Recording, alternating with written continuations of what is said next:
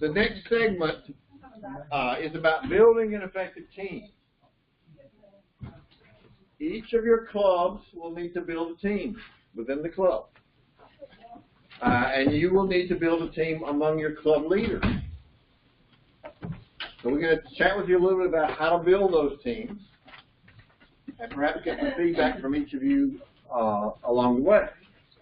And so we have a 3-person panel. What we're going to do is ask each one to come forward and do their piece, and then at the end of the 3, we'll let you ask questions that you might have thought of along the way. Please ask questions while they're here, but if you suddenly come up with a question after the 3rd one sits down, we'll give you an opportunity to ask those as well. First person up is Jimmie Williamson. Jimmy?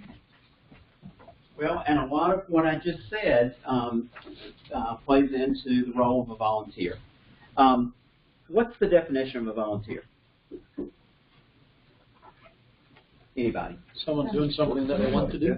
Something that they want to do, something that they're not being paid for. Steps up willingly. Pardon? Steps up willingly. Steps up willingly. And as you begin to pull together volunteers, remember I said Rotary is an all-volunteer organization. We have to remember that. And we can't, with volunteers, well, how far do you think you can go with a volunteer? I mean, can you be demanding? Can you be?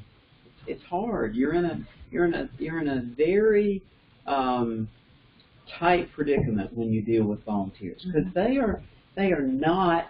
It is not a relationship where you are able to hold anything over their heads like a paycheck or a promotion or anything of that nature.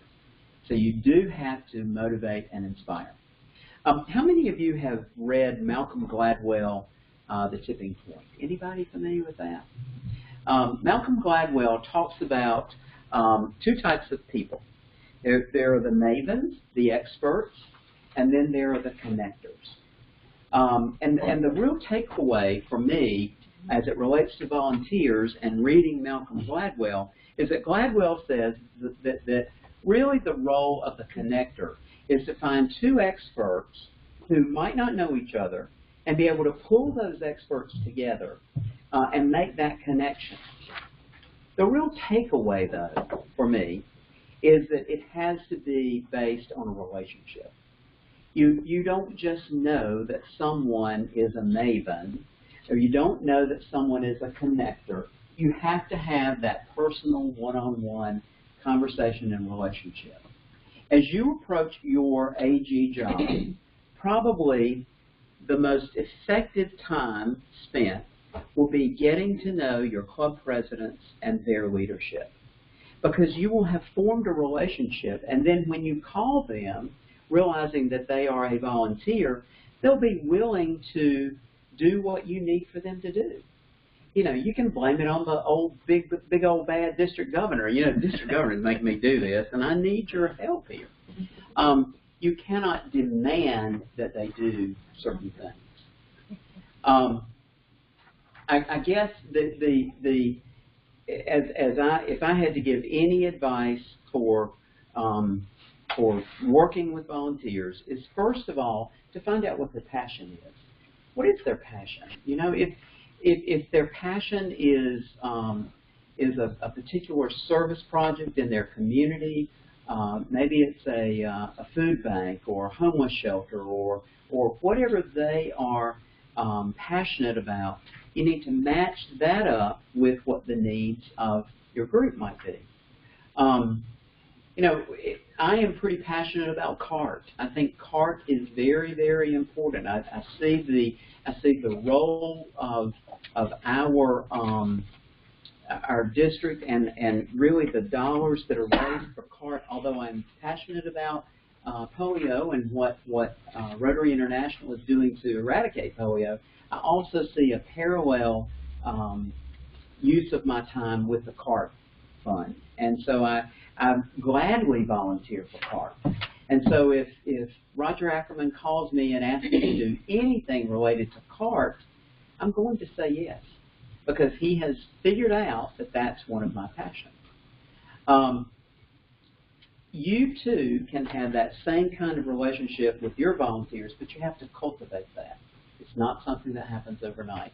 That's why I say this is the job that is the most fun, because you really get to know some people that you might not otherwise get to know.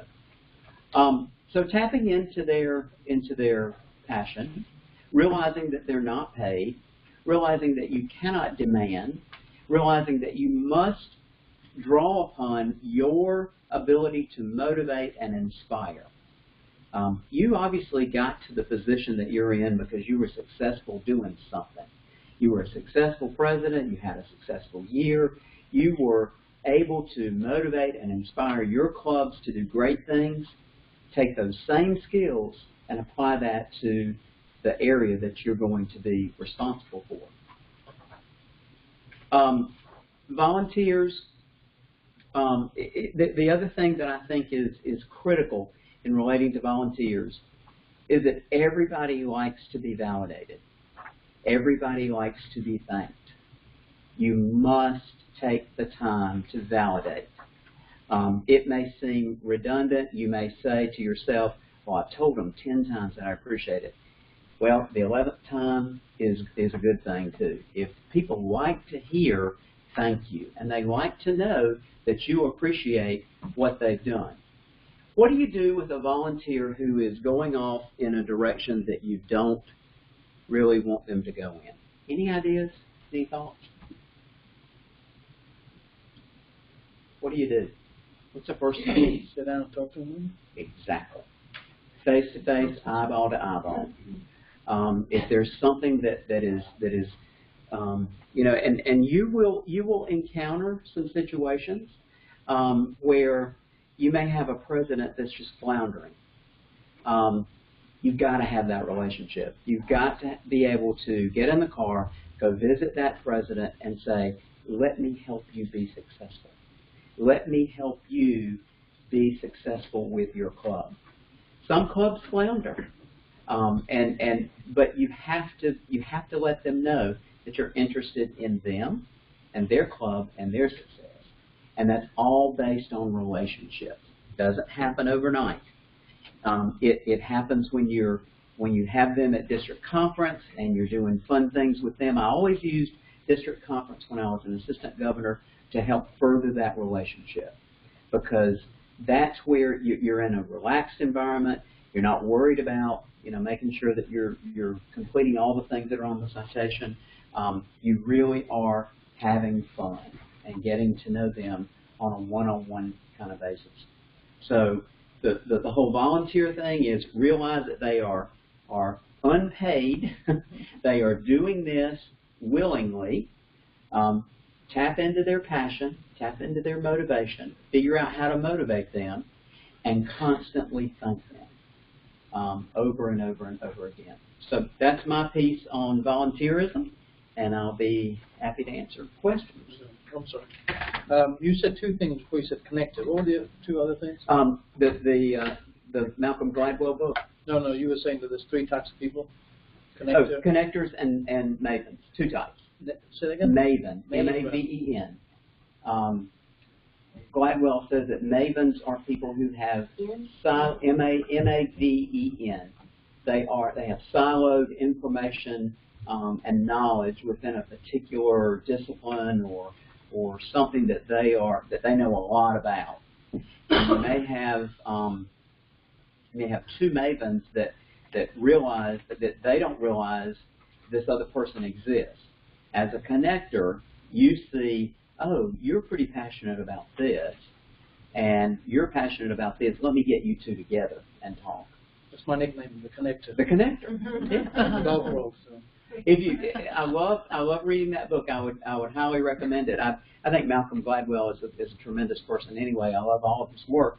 But the tipping point talks about how you successful companies get to the point that they truly are successful. If there's that tipping point that puts them over the top.